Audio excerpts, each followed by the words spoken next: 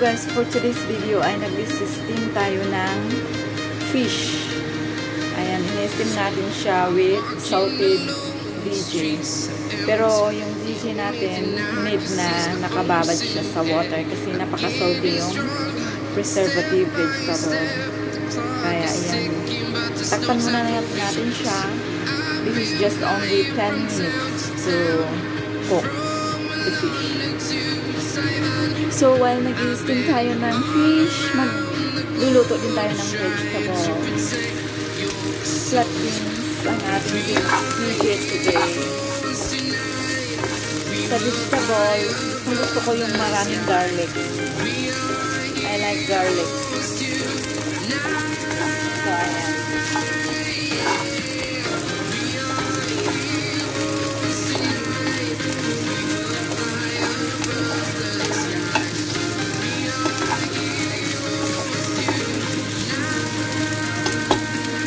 Lagyan lang natin siya ng kunting pampalasa.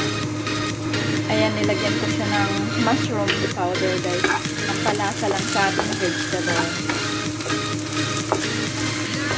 Habang hinihintay natin ang ating fish. So, para gaganahan ang ating alaga, ilagay ko dito ang aking rice.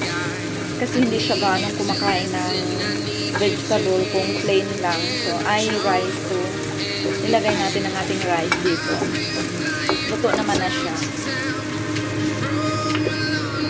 So, ayan, ilagay natin ang ating rice.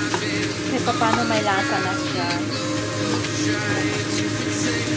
So, gaganahan na siyang kumain kasi yung rice niya meron ng lasa. Para-paraan lang yan, guys, para kumain ang ating mga alaga.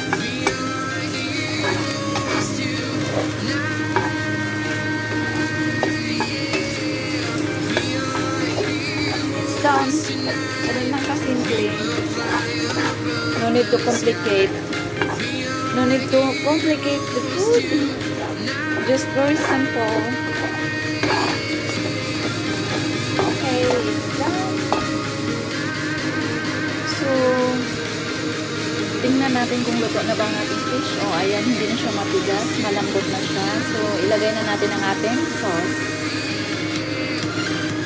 Okay. Nagpainit tayo ng oil sa pan at ilagay na natin ang ating spring onion.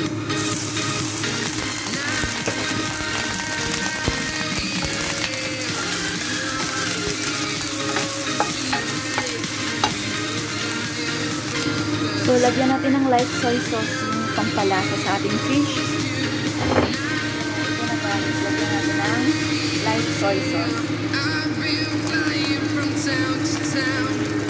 Okay, enough. At ilagay natin sa top. Ayan. Ayan.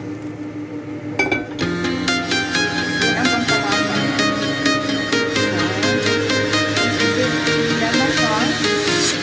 I'm walking alone, the streets are empty. The only thing I can see is my own silhouette. I'm getting stronger.